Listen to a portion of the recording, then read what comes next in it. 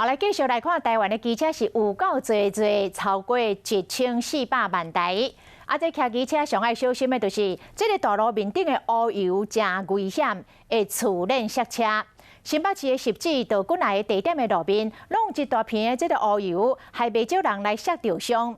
警方马上就来调监视器，发现是一台吊车，为这个交流道附近就开始来漏油，一路上漏超过2公里远，害7台乌多摆触链刹车，有10个人受伤。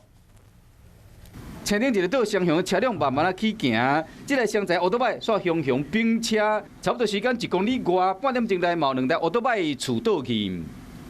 好像是这个地方有大卡车落油还怎样啊？然后车子好像好几台在这边跌倒。昨尾嘛，新北市十指有网络社团开始有人伫提醒，有人脚头有弄流皮啊，有机车行的头家伫现场也茶壶伫清理。广播局一个得到消息嘛，赶到现场，警方一个调查才发现讲，原来是这台吊车引起的。吊水的吊车，互人找到的时，车身的边啊，阁有真侪乌油。原来这台车伫新台5路甲南兴路口时就开始漏油啊！刚才这个店道4台车6人受伤，台东路口嘛一车1个人，可能加2车3人，总共有10个人受伤。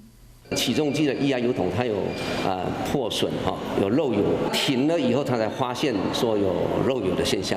吊水驾驶被依照过失伤害罪函上，就要接上悬3600块的罚单，同时还佫扣留牌照。